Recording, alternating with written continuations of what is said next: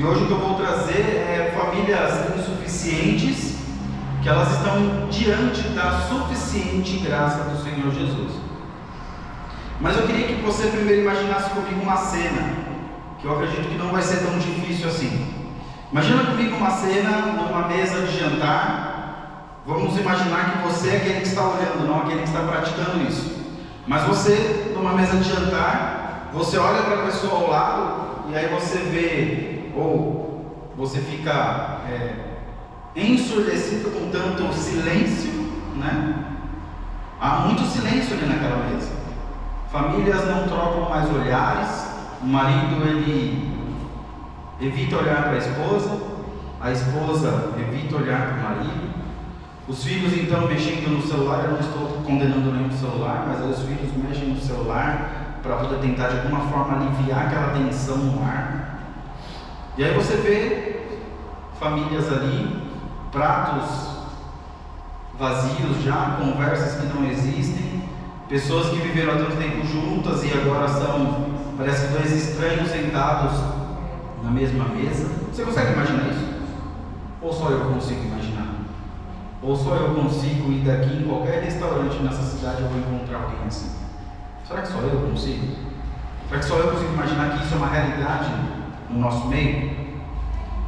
E parece que situações assim, elas estão se tornando cada vez mais rotineiras no nosso meio.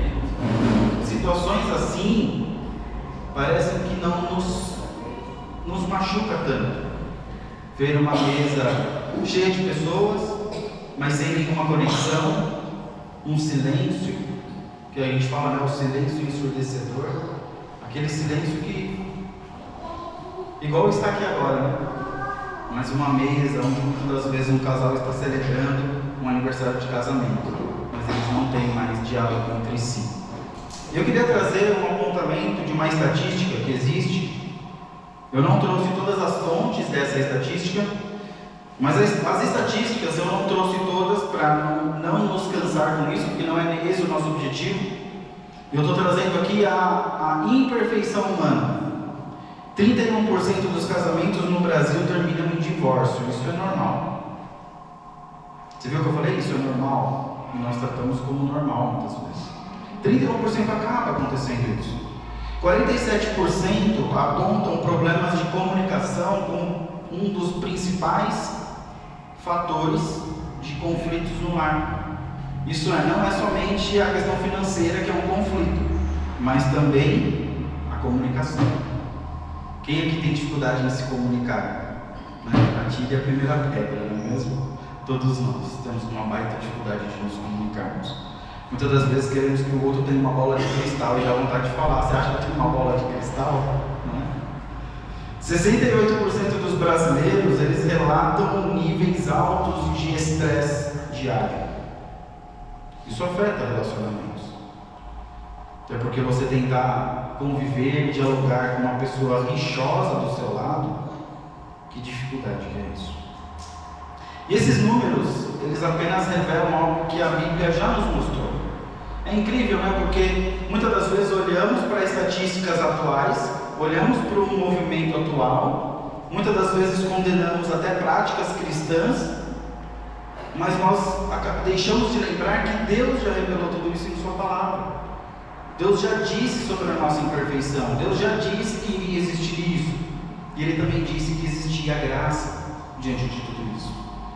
E nós não podemos esquecer que isso acontece porque o pecado entrou no mundo. E sabe aonde também o pecado entrou? Dentro das casas. Dentro das casas o pecado entrou, e por isso que a gente tem vivido nos nossos lares muitas das vezes.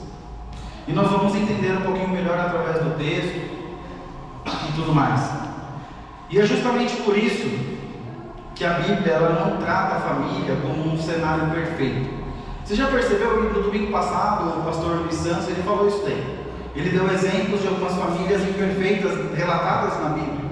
E aí nós olhamos e falamos, nossa, mas a Bíblia não era para ter só pessoas perfeitas? Não, porque não existe um perfeito sequer, senão nosso Senhor Jesus. Então não há perfeição na Bíblia, não há, a não ser que Ele a escreveu a não ser quem a inspirou, a não ser quem está contando-se a história, que é Jesus. Do contrário, existem pessoas como eu e você, que são falhas, que erram, que são imperfeitas, e elas estão diante da graça de Jesus, dependentes de Jesus para poder acertar na sua vida. E aí, se você olhar para a Escritura, não precisa ir muito longe, a gente pode ir lá no comecinho. Todo mundo sabe, pode não conhecer toda a história, mas quando fala Adão e Eva, todo mundo sabe quem é, e todo mundo sabe o que aconteceu naquela história. Depois parte para Caim, o que aconteceu Caim matando seu irmão. Quando nós vamos um pouquinho para frente, nós vemos então Abraão a partir de Gênesis 12, mas Gênesis 20 aqui, quando ele está mentindo por conta de medo. Ele tem medo e ele mente, falando que aquela não era sua esposa. Nós vemos Jacó enganando o pai, e tantos outros exemplos de famílias imperfeitas, que estão tentando lidar com as situações e elas estão falhando. Mas a Bíblia, e é o que nós queremos tratar hoje, a Bíblia ela não vai mostrar essas pessoas perfeitas, ela vai mostrar pessoas reais, pessoas feridas pelo pecado, mas pessoas alcançadas por Deus. E hoje eu gostaria que você abrisse a sua Bíblia, ou olhasse, acompanhasse comigo, que será projetado todo o texto, mas se você quiser acompanhar na sua Bíblia, Colossenses 3, de 12 a 14.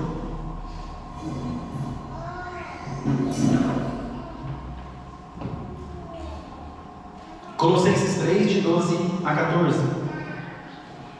E aí diz assim: portanto, como eleitos de Deus, santos e amados, revistam-se de profunda compaixão, de bondade, de humildade, de mansidão, de paciência.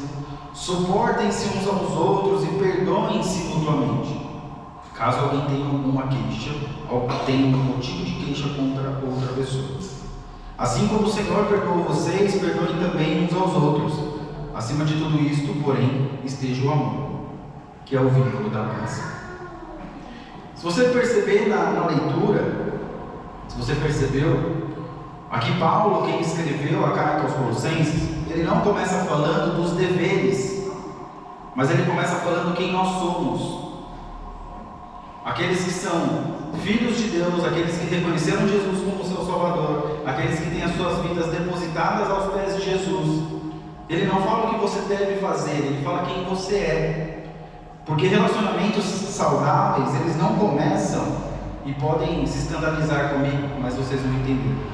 Eles não começam no comportamento, eles começam na nossa identidade, quem nós somos em Jesus. Porque nós queremos mudar as coisas na vida através de comportamento, e comportamento não dura para sempre. É muito fácil, essas 2 horas que estamos aqui, nós nos comportarmos de tal forma. Isso não quer dizer nada. Não quer dizer nada. Mas se nós entendemos a nossa identidade em Jesus, e assim nós replicamos a nossa vida através dessa identidade em Jesus, toda a prática, todo o comportamento, tudo aquilo que a gente fizer fará sentido e não será algo forçado de nós. Até porque, como ontem na reunião de louvor, eu mencionei que nós amamos a lei. Todos nós amamos a lei. Você pode brigar com a lei, você pode questionar a lei, mas você e eu, nós amamos a lei. A minha filha de 5 anos, ela ama a lei.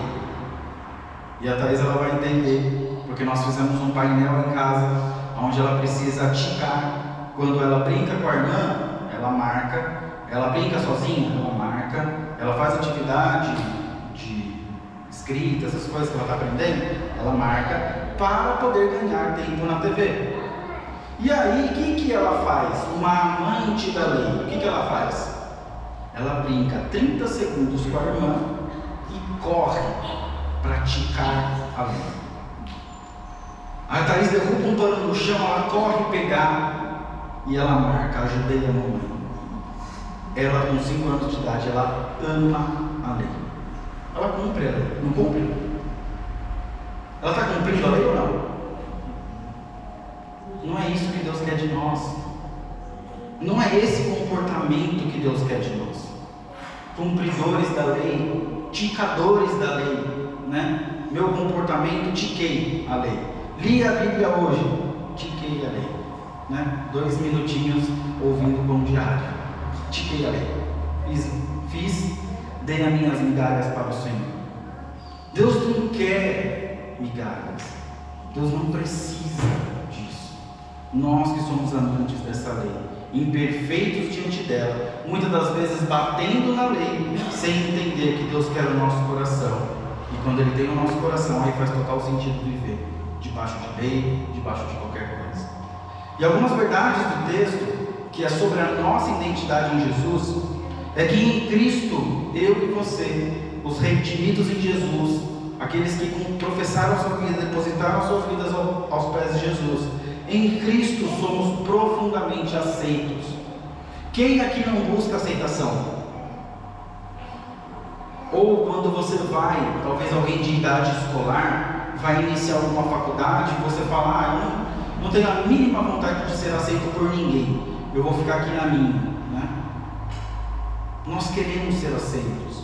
Eu e você, eu garanto, talvez hoje é mais normal, mas talvez na minha geração lá atrás, nós já fizemos várias loucuras para ser aceito em grupos. Não fizemos? Para ser aceito em grupo, se você for ali roubar a pipa daquele menino ali, nós te aceitamos no nosso grupo. Aí vai lá o bobão, eu não fiz isso, tá? Mas eu já presenciei um menino que fez isso. Aí vai lá o bobão roubar a pipa do outro, fazer o outro chorar, para ser aceito naquele grupo. Nós queremos ser aceitos. E nós esquecemos que em Jesus nós já fomos aceitos. Mas eu quero começar explicando o texto do portanto, porque Paulo ele começa portanto. Portanto, ele vai fazer uma ligação com o que ele já escreveu na parte de cima, com o que ele já disse anteriormente, conectando com tudo o que ele vai dizer agora. Isso é língua portuguesa, isso ele escreveu em grego e é a mesma coisa, o portanto ele não muda a sua função. Ele está ligando o que ele disse antes, portanto, e ele diz uma outra coisa. E o que ele está dizendo? Vocês morreram com Cristo, vocês ressuscitaram com Cristo, vocês abandonaram o velho homem, agora vocês precisam viver como novas criaturas. Portanto, vivam como novas criaturas. Paulo não começa, novamente eu repito, falando sobre dever, o que eu e você nós precisamos fazer de forma comportamental. Porque o que mais amamos quando é mês da família, quando é encontro de casais ou um culto especial de casal, nós queremos que aquele que prega, aquele que ensina, o pastor, o pregador, seja quem for, ele nos dê um checklist do que eu faço para resolver meu casamento. Sabe o que você faz para resolver seu casamento e sua vida? Se coloca aos pés de Jesus. Não existe um checklist, faça ou não faça. Só faz sentido algum checklist se a sua vida estiver em Jesus, porque senão serão só práticas vazias, que não te levará a nenhum lugar. E aí você vai fazer, a sua esposa vai estar brava do mesmo jeito, e você vai continuar bravo, e a vida vai continuar toda brava, vai continuar difícil. Até porque o Evangelho, em nenhum momento, ele diz, mude para que Deus te aceite. É nós que achamos que devemos ser diferentes para que Deus nos aceite. Mas Ele nos aceitou em Jesus. Ele nos ama em Jesus. E Ele nos transforma em Jesus. Isso não significa que a forma como você está, você viverá dessa forma para todo sempre. Porque quando nos encontramos com Jesus, somos transformados dia após dia. Mas o Evangelho não fala, você precisa mudar, você precisa ser santo, você precisa praticar isso, você precisa fazer isso. Tenha um checklist que você precisa ser, para que Deus olhe para você e fale, nossa, como ele é lindo, como ele pratica coisas bonitas, eu vou aceitá-lo para mim. O Evangelho não fala sobre isso, não é esse Deus que nós lemos nas Escrituras. Ele pega pessoas como eu, no lamaçal do pecado, rachadas, quebradas, feridas, e Ele restaura para a sua glória, e Ele nos transforma para o louvor da sua glória também. Ele nos restaura, Ele nos transforma, Ele nos ajuda a viver em santidade a cada dia. Então o Evangelho não fala mude para ser aceito, mas venha e Ele te transformará. Você vai perceber nesse Evangelho que existe uma ordem importante, que a graça de Deus ela vem antes da obediência. É impressionante isso, não é? É impressionante porque não é assim que eu faço com a minha filha. Eu não ajo com graça antes dela obedecer. Ela primeiro precisa obedecer, para depois ela ganhar. E Deus fala: você obedece, você não precisa me obedecer, eu te amo. Antes mesmo da fundação do mundo, eu me entreguei por você. O que você precisa fazer é se render a mim, e tudo será mudado, tudo será transformado, tudo será diferente. A salvação, ela vem antes da transformação. Ele nos salva e nos transforma. Não é uma transformação e depois a salvação. E a nossa identidade em Jesus, ela vem primeiro, antes de qualquer prática. Porque você não conseguirá, nem eu, nós nunca conseguiremos praticar aquilo que nós não temos em nós. Eu não consigo jorrar água doce se em mim, dentro de mim, só há amargura. E eu não consigo produzir algo diferente do que eu me alimento. Eu não consigo. Teve até um grupão que veio aqui, o Steve Cox, quem lembra dele? Ele anda muito de bicicleta e nunca mais eu esqueci aquilo que ele me falou. Eles foram comer alguma coisa e ele falou assim: eu não peguei aquilo porque eu vejo meu corpo como se fosse uma máquina. Aquilo que eu alimentar essa máquina é aquilo que ela vai ser. Então, se eu colocar óleo no humano, vai dar ruim. Se eu colocar coisas saudáveis, vai dar bom. Eu achei muito interessante porque na realidade é isso. Aquilo que nós nos alimentamos, não somente comendo, mas espiritualmente, aquilo que nós somos, nós produzimos. Não há como produzir coisa diferente.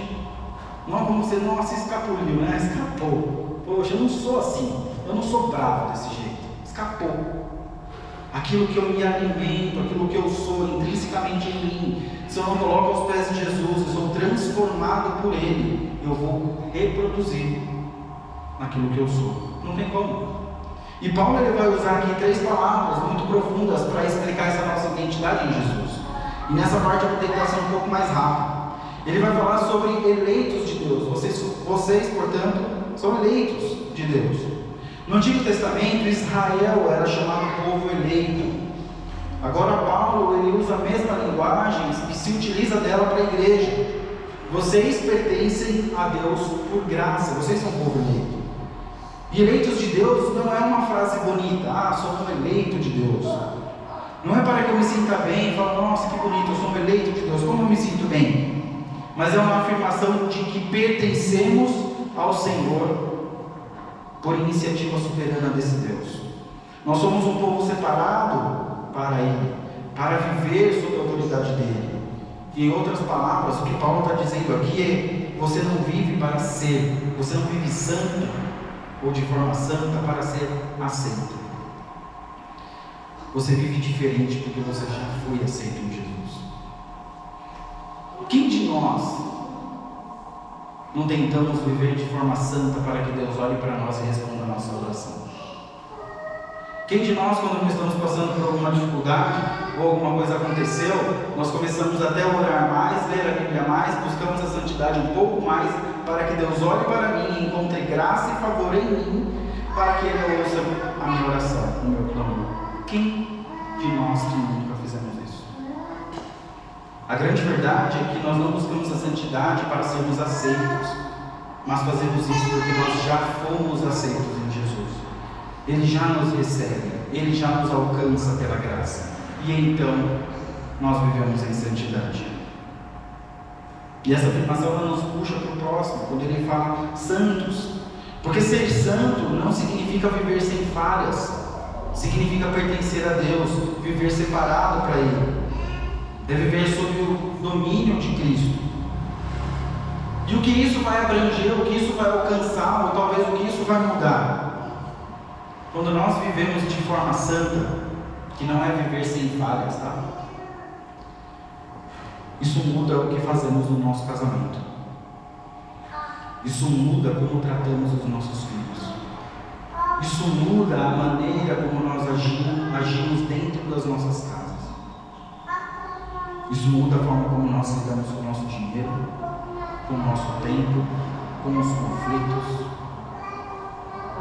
Não fazemos para sermos aceitos, simplesmente fazemos porque já fomos alcançados.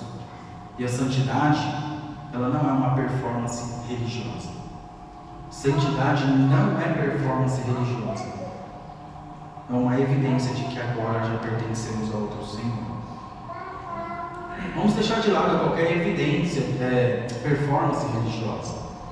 O que nós não queremos aqui é ser um povo religioso que coloca uma Bíblia embaixo do braço, mas a primeira oportunidade é de xingar o outro lá fora. Porque nós vivemos a religiosidade quando nos convém. Então é uma performance religiosa. E santidade não é isso. Santidade é uma evidência de que agora eu pertenço a outro Senhor. Eu faço parte de um reino, que é o reino de Deus. E agora eu vivo em conformidade com esse Senhor. Eu tenho um novo Senhor, que não é mais eu. Agora é o Senhor Jesus. E Ele vai falar também sobre amados. Nós somos, eu e você, profundamente amados. Ah, se nós entendêssemos isso.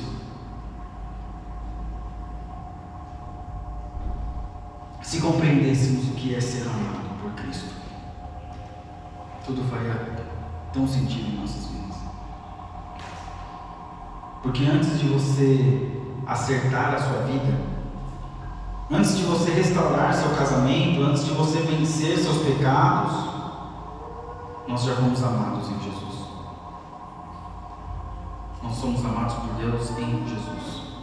Isso significa que Ele não olha para nós na nossa limitação, na nossa imperfeição. Deus olha para nós através de Cristo e Ele nos ama em Cristo Jesus, porque nós pertencemos a Cristo. Ele conhece as nossas limitações. Ele sabe que nós não conseguimos lidar com a vida.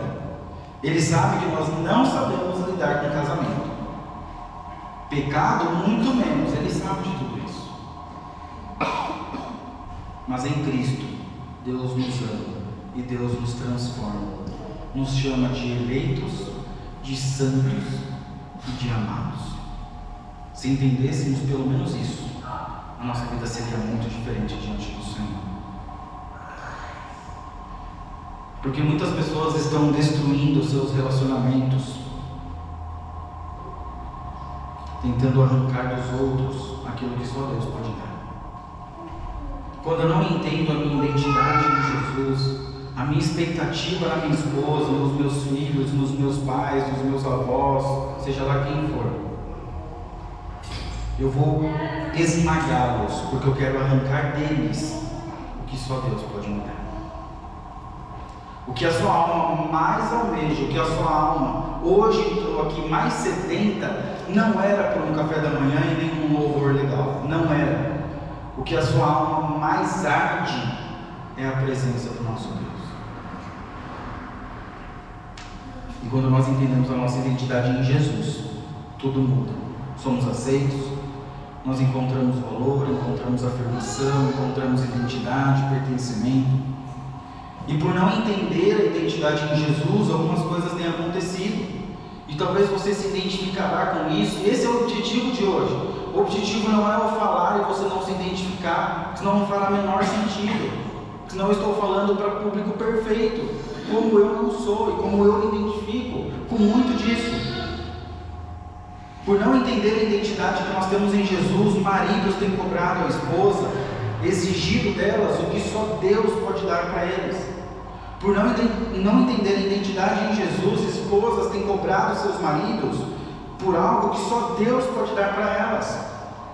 Por não entender a identidade em Jesus, pais têm cobrado seus filhos o que só Deus pode dar para eles.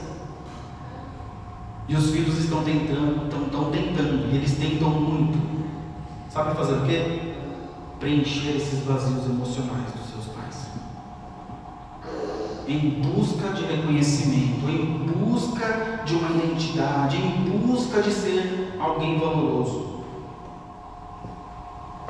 E o resultado disso nada mais é do que relacionamentos sufocados. Porque quando Cristo não é a sua e a minha fonte de identidade, as pessoas ao nosso redor se tornam vítimas das nossas carências. Quando Cristo não é, ou enquanto Ele não for a sua identidade, as pessoas ao nosso redor sofrerão as consequências das nossas carências. Porque nós depositaremos nelas o que só Deus pode dar. nós exigiremos delas o que só Deus pode nos dar. Nós queremos a redenção dessas pessoas sobre as nossas vidas, algo que só Deus pode nos dar. Ah, se a minha esposa fosse diferente, como o meu casamento seria melhor. Não é sempre o outro, não é? Não é sempre o outro. Ah, se o outro fosse diferente, se o outro fosse melhor. Ah, se meu chefe fosse diferente. Ah, se o meu pastor fosse melhor. Ah, se meu líder de ministério fosse isso. Ah, se... É sempre o outro, sempre o outro, sempre o outro. Eu nunca paro para identificar e para entender, para internalizar a minha identidade em Cristo. Porque enquanto eu não entender a minha identidade em Jesus, eu vou sufocar os outros. Eles vão se tornar vítimas das minhas carências. É como duas pessoas se afogando. Você já presenciou isso? Espero que não. Espero que não. Mas é triste duas pessoas que não sabem nadar se afogando. O que elas fazem, essas duas pessoas? Elas ficam paralisadas ou elas ficam se debatendo? Elas ficam se debatendo. Mas o que ela faz quando alguém chega do lado dela? Ela joga outra pessoa para baixo, não joga? Ela vai puxar outra pessoa para baixo porque ela quer ir para cima. Só que o outro está se afogando. O que ele vai fazer? Ele vai jogar outra para baixo porque ele quer respirar. Imagina duas pessoas nessa situação. Ambos estão desesperados. Ambos estão sem força ali, tentando respirar. Ambos estão afundando, um afundando o outro, na tentativa de respirar. Tem família vivendo dessa forma. Porque ninguém consegue oferecer aquilo que só Cristo pode oferecer. Só Cristo consegue estender a mão e nos tirar desse afogamento. Mas nós puxamos o nosso marido achando que ele vai nos dar o fôlego. Nós puxamos a nossa esposa achando que ela vai nos dar o fôlego. Nós puxamos os nossos filhos porque achamos que neles encontraremos fôlego. E não encontraremos, não vamos saciar a sede da nossa alma no humano, mas em Cristo.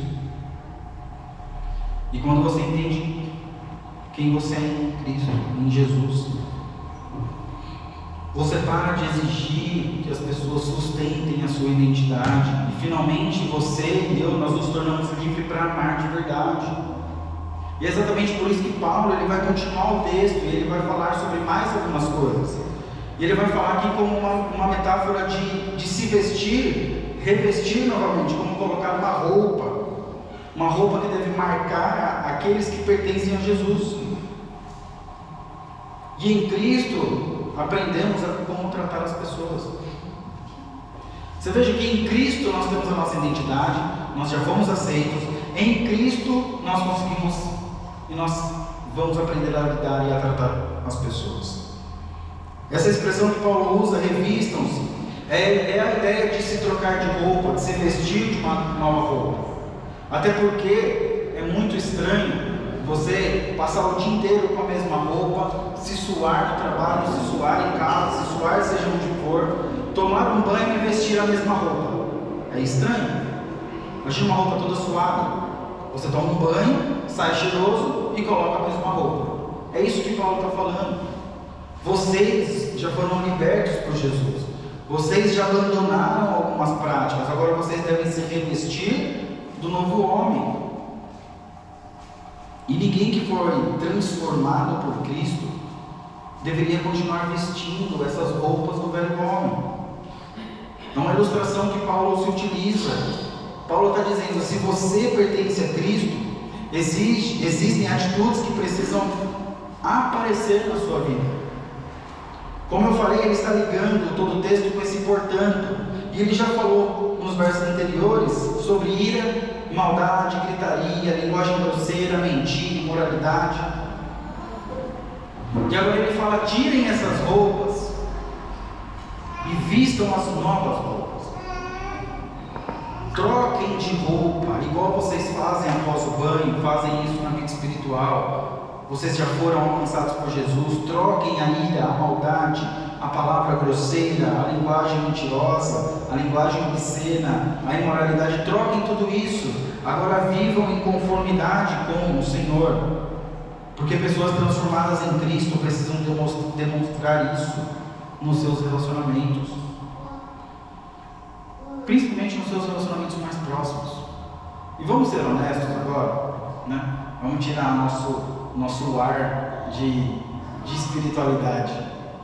Nós somos conhecidos pelas pessoas de dentro de casa.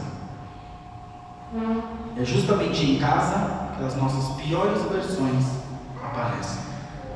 Normal. Eu e você somos assim. Como eu disse, é fácil manter uma postura, um comportamento quando estamos em grupo, mas é difícil sustentar essa graça, né? Quando estamos em grupo e alguém derrubou um copo de refrigerante na mesa, tá tudo bem, tranquilo, não precisa limpar, acontece. Agora faça o mesmo exercício dentro da sua casa com seu filho. Acontece? Não é assim que acontece, né? Já te expliquei várias vezes, agora você vai ali comigo, né? Porque agora você vai aprender de outro jeito. Então existem as nossas limitações diante disso, a nossa imperfeição diante de tudo isso. Quando manter a graça, quando o filho acorda de madrugada, manter a graça quando o cônjuge fala algo que te irrita, manter a graça quando o estresse financeiro aumenta, manter a graça quando o cansaço nos bate, né? Quando a rotina nos pesa. Mas é dentro de casa que o cristianismo deixa de ser um discurso, ele se torna prática. É dentro dos nossos lares que paramos de discursar e colocamos em prática aquilo que queremos viver, a nossa identidade em Jesus. Paulo ele vai ensinar algumas virtudes: troque a ira, maldade, troque tudo isso pela compaixão, pela bondade, pela humildade, pela mansidão, por paciência. Grandes conflitos no lar, eles não nascem porque faltam afeto. Muitos lares não é porque falta afeto. Eles nascem porque o ego, o egoísmo, ele está centralizado, enraizado nos relacionamentos. Todo mundo quer ser compreendido, não é mesmo? Mas pouco eu quero compreender. Todo mundo quer ser servido, mas pouco eu quero servir. Todo mundo quer receber paciência, precisa ter paciência comigo. Eu sou assim, eu sou difícil. Minha mãe já me falava, né? Eu sempre fui difícil, você tem que saber lidar com isso. Mas pouca paciência eu tenho quando quem está do meu lado também está difícil naquele dia. E assim, quase todo dia nós somos difíceis de lidar. Não sei se você não é, se você não for, tudo bem, você está quase alcançando a perfeição. Espera-se que Jesus logo venha te pegar, tá bom? Já é muito perfeitinho, vem comigo, porque esse aqui eu vou levar comigo, ele é muito perfeito, né? Ele já alcançou um patamar de santidade que ele precisa vir logo, né? Pouca paciência nós temos com as pessoas próximas a nós. Pouco espírito de servir as pessoas que estão próximas a nós. Pouca vontade de compreender quem está próximo de nós. E esse egoísmo em nós tem arrebentado com os nossos lares, arrebentado com os lares do nosso país. Porque muitos lares eles não estão sendo destruídos por grandes tragédias, mas por pequenos egoísmos repetidos diariamente. Eu me lembro que não é tão fresco, que faz algum tempo que a gente já se casou, mas eu estava tentando fazer a reflexão de como era lá atrás, tentando entender também que o amor ele amadurece, mas muitas das vezes colocamos o amadurecimento do amor como um esfriamento. Mas não é esse o assunto. Mas tentando fazer uma reflexão de lá no começo, como tudo, nossa, era tão tolerado, né? Em todos os nossos lares, né? Ai, que bonito. Não estou falando que a Thaís falava isso, nem que isso acontecia, né? Ai, que bonitinho, largou a toalha em cima da cama. Ai, aí dá um cheirinho na toalha, eu vou levar ela fora para ele. Ai, que linda.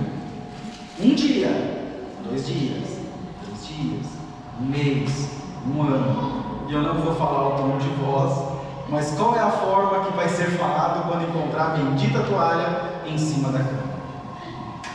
não vai ser mais quando acaba de casar. Porque egoísmos repetidos, eles vão destruir. Porque em vez de eu pensar que ali não é lugar, ele vai molhar a cama, enfim, estou dando uma ilustração de tantas que pode ser que você pratique até hoje. Eu não sei disso, Deus não me revelou, porque o que Ele revelou já está na palavra dele, mas pode acontecer que você ainda faça isso, né? Mas pensa que casamentos, lares, famílias são destruídas, não é por grandes tragédias, nem sempre é por conta disso. Infelizmente chega a isso, mas elas vão sendo destruídas por pequenos egoísmos que são repetidos e repetidos e repetidos diariamente.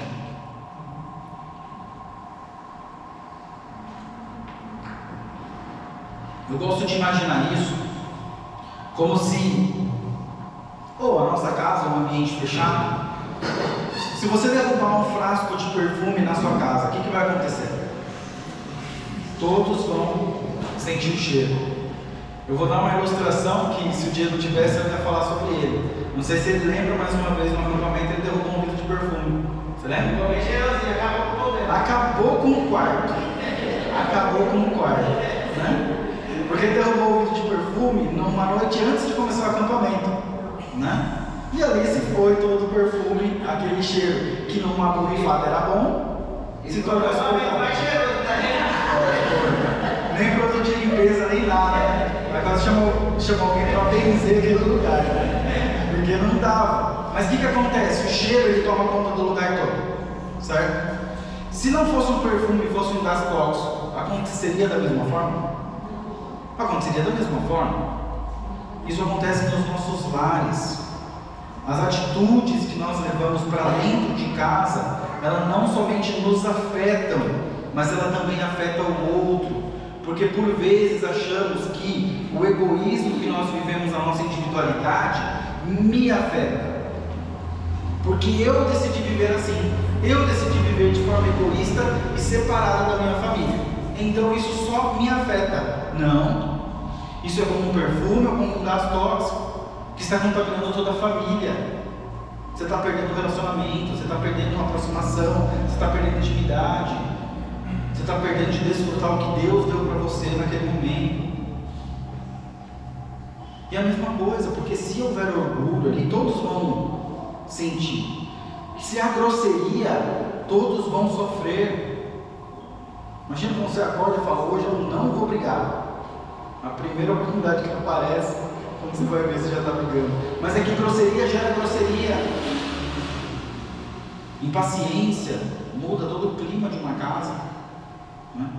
Ufa, já chegou essa pessoa. Triste, né? Nossa, já chegou. Vamos começar a brigar de novo. Isso acontece. Mas quando há bondade, a mansidão, a graça, a atmosfera ela também vai mudar aquela casa. O que você tem cultivado em sua casa é exatamente o que você está colhendo hoje nos seus relacionamentos. O que você cultivou ou o que você está cultivando na sua casa é exatamente o que você está lidando hoje na sua casa. Até porque não conseguimos colher algo diferente do que plantamos. Não conseguimos. Da mesma forma que não conseguimos ser o que não somos, nós não conseguimos colher arroz de um pé de feijão. Eu não consigo, eu vou colher o que eu plantei. O que você está cultivando é aquilo que você está colhendo nos seus relacionamentos. Mas Paulo aqui é muito realista. Porque mesmo quando tentamos viver assim, viver de forma que agrada a Deus, as pessoas ainda nos ferem, os conflitos ainda acontecem, as feridas ainda surgem.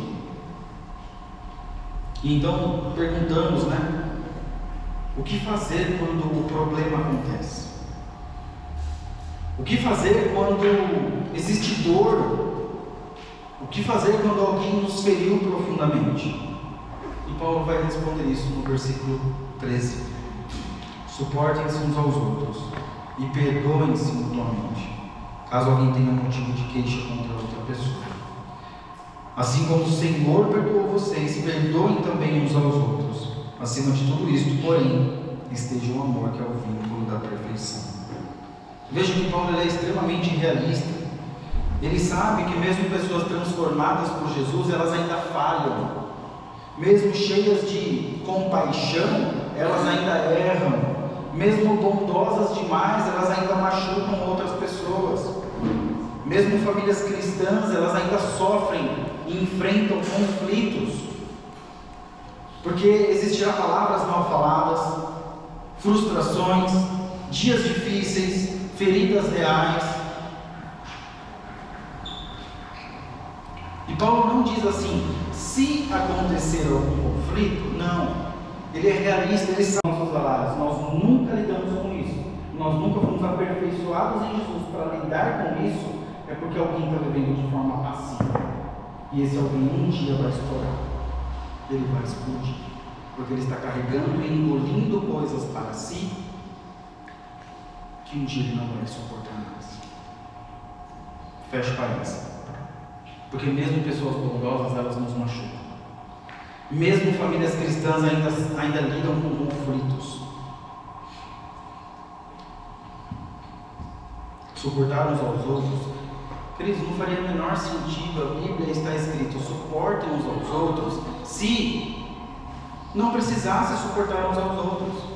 Suportem-se uns aos outros, aqui não é ignorar problemas. Não significa não desistir das pessoas por conta das suas imperfeições. Porque famílias saudáveis não são formadas por pessoas que nunca falham.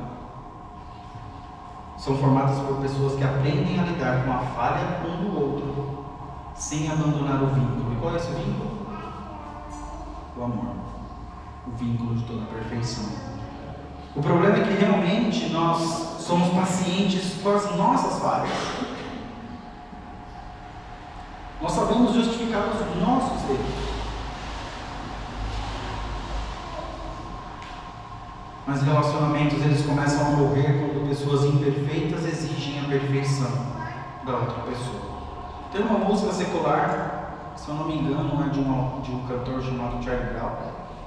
Eu ouvi muito na minha época de adolescência.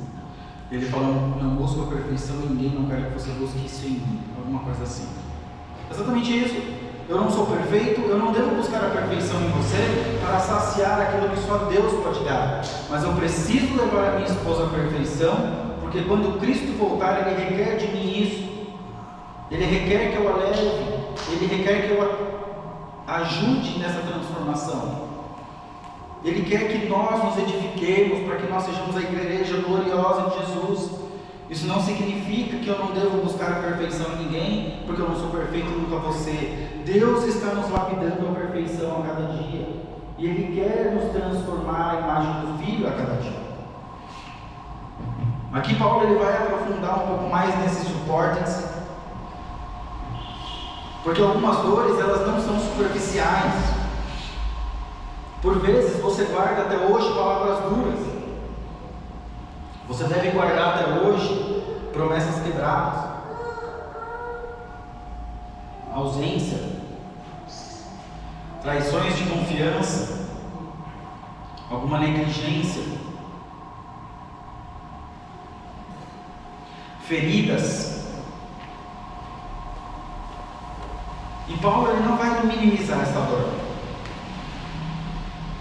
mas ele diz: perdoem-se mutuamente.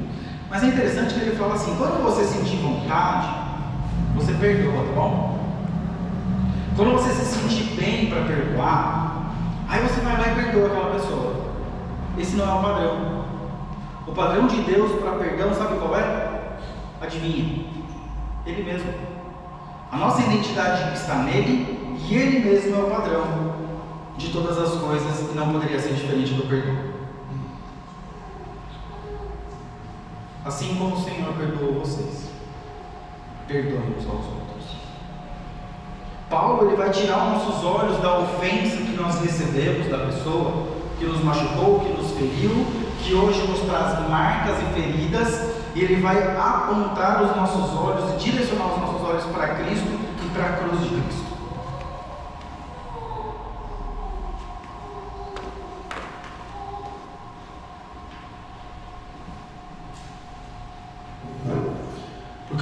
também não é, será que a pessoa merece?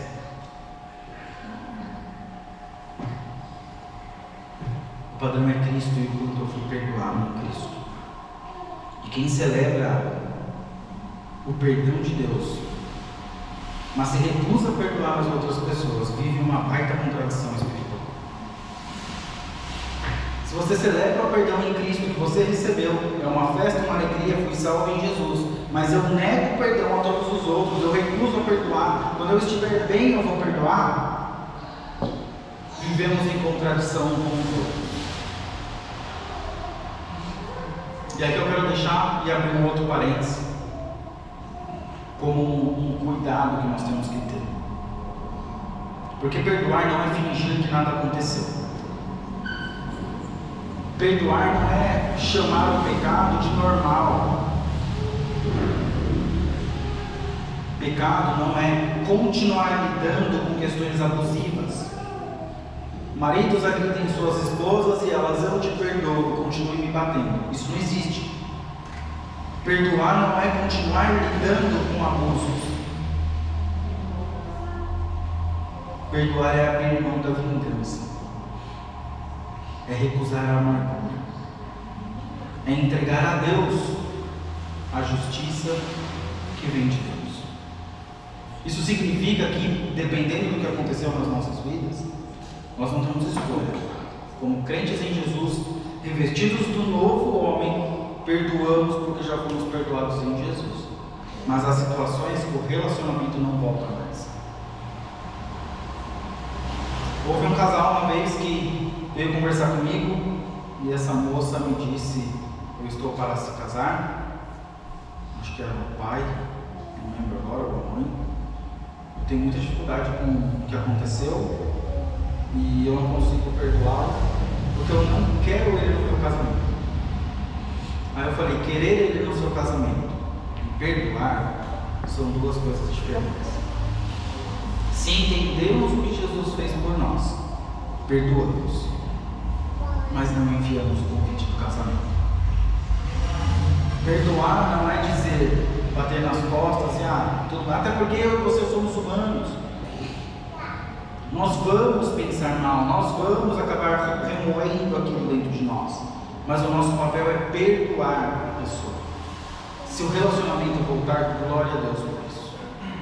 Graças a Deus que restaurou. Porque casamentos, o ideal, houve traição, existe o perdão, existe a restauração. Glória a Deus. Isso precisa acontecer. Isso é ideal de Deus. Mas existem situações de agressão, por exemplo, que não é eu te perdoo e continuo me batendo, como eu falei. Nós temos que tomar medidas que muitas das vezes é medida de acordo com a nossa legislação. Ou pais que a gente vê, foi por aqui, que um pai separou da sua esposa, ele foi buscar o filho ou filha na escola e sumiu com o filho e a filha, porque ele não tinha guarda da criança e a escola liberou. Eu perdoo ele, tadinho, ele estava, né? Poxa, levou meu filho, tá no meio sumido, tadinho, ô dó. Não, tem uma legislação por trás disso. Eu vou perdoá-lo, mas existem as consequências por detrás daquilo. O perdão não significa que o pecado não existiu, que nada aconteceu, que o pecado é normal, que está tudo bem. Não está tudo bem, se não há uma mudança, não está tudo bem. Precisa ter mudança, precisa ter reconciliação. Alguns casos precisam impor limites, alguns casos precisam de cuidado pastoral para tratar o nosso coração. E fechando, acima de tudo isso esteja o amor. Quando Paulo diz que o amor é o vínculo da perfeição, ele está dizendo que o amor ele vai unir tudo isso. Porque o amor ele também não elimina conflitos, tá? Mas impedem que os conflitos destruam os nossos lares. Porque sem amor essas virtudes elas se desfazem, mas com amor eles encontram essa unidade, essa direção. Porque uma família forte não é uma família sem conflitos, mas é uma família que deixa o amor reinar em vez do egoísmo.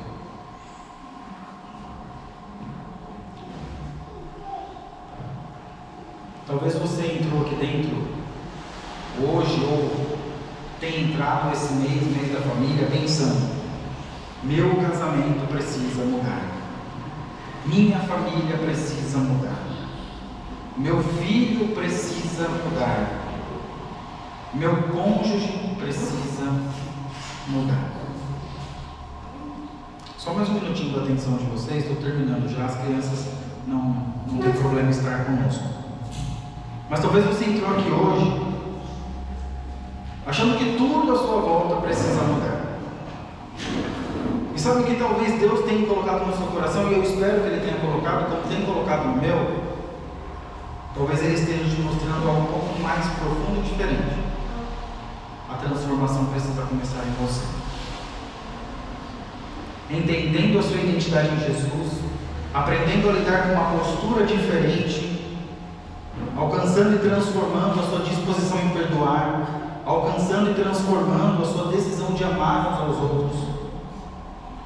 Porque não sei se você se lembra, quando nós começamos, nós falamos sobre estatísticas, casamentos quebrados, famílias adoecendo, pais cansados, filhos emocionalmente feridos, mesas cheias, mas completamente silenciosas, casas cheias de pessoas, mas totalmente sem conexão umas com as outras.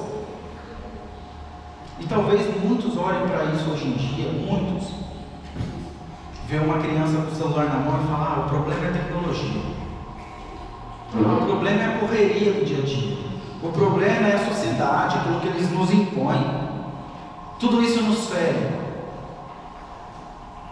Mas nós não podemos esquecer que o maior problema dos nossos relacionamentos não está nas coisas ao redor, mas em nós mesmos. Aquilo que nós temos em nós, produzimos. Para terminar, talvez hoje você... Agora são vários talvez, porque eu não sei o que Deus falou ao seu coração. Mas talvez você percebeu que você tem buscado a sua identidade em outras pessoas. Você se lembra da ilustração do pastor Luiz Santos, quando ele falou sobre o piercing da menina? Que ela estava jogando fora tudo aquilo que ela era para colocar um piercing para agradar um possível namorado. Talvez hoje você percebeu que a sua identidade você está buscando e se baseando na aprovação das pessoas. Talvez você percebeu que sua postura dentro de casa tem ferido pessoas. E se isso tem acontecido, eu espero muito que Deus tenha tocado o seu coração sobre isso. Talvez você percebeu que a forma como você tem lidado com a sua esposa tem lidado com o seu marido, tem acabado, rachado com o casamento. Talvez você percebeu que está carregando amarguras há anos e você não consegue perdoar uma pessoa. Se você entendeu quem você é em Jesus, que o padrão do perdão não é merecimento do outro, mas é o que eu já tenho em Jesus, não há motivos para nos perdoar. Não estou dizendo que é fácil. Talvez exista alguém que você precisa perdoar. Talvez exista alguém que você hoje precisa pedir perdão. Ela não merece. Mas em Cristo, Ele te dá todos os recursos. Porque um dia, eu e você, nós não merecíamos. E Ele nos perdoou. Talvez você entrou aqui tentando descobrir quem precisa de mudança. E Deus mostrou que está começando em você. E aqui está a verdade mais bonita do Evangelho. Porque Jesus fez perfeitamente todas as coisas que eu e você nós não conseguimos. Porque enquanto eu e você nós rompíamos a nossa ligação com Deus, nós feríamos pessoas ao nosso redor, Cristo veio em nossa direção e nos reconciliou com Deus. Ele foi compassivo, Ele foi bondoso, Ele foi humilde, Ele foi manso, Ele foi paciente. São todas as coisas que Paulo falou que eu e você deveríamos viver hoje, não foi? Quem foi tudo isso? Cristo Jesus, não eu e você. E na cruz, Ele leva sobre si o castigo que era meu para nos reconciliar com o Pai. Ele espera de nós a bondade, a mansidão, a paciência, a humildade, mas quem foi tudo isso foi Cristo. E é por isso que ainda existe esperança para mim e para você, existe esperança para famílias feridas. A esperança não está na minha força e como eu posso ser forte. A minha esperança está porque Jesus continua transformando pecadores. E na força dele, nos méritos dele, nos recursos dele, eu consigo perdoar. Eu consigo suportar. Eu consigo amar. Eu quero terminar com uma frase. Famílias fortes não são feitas por pessoas perfeitas. São feitas por pecadores alcançados pela graça e moldados pela cruz de Jesus. Se nós entendermos a nossa identidade em Jesus, conseguiremos então tratar as pessoas de forma diferente. E também vamos conseguir perdoar uns aos outros. Pode ser que hoje a única coisa que falte no seu casamento não é flores, não é um momento de filme, não é um restaurante. Talvez a única coisa que falta no seu relacionamento hoje é a palavra: me perdoa, eu falhei. Se a pessoa dizer não, é porque ela não entendeu quem ela é em Jesus. Ela não sabe. Ela não sabe que Jesus também a perdoou sem ela merecer. Dentro de famílias, nós perdoamos não porque o outro merece, mas porque eu entendi quem eu sou em Jesus. Eu compreendi o que Ele fez por mim. Eu o recebi como meu Senhor. E por causa dele eu consigo. Porque famílias fortes não são feitas de pessoas perfeitas. São feitas de pessoas pecadoras que foram alcançadas por Jesus. E elas continuam sendo transformadas e moldadas pela cruz de Jesus. Vamos orar?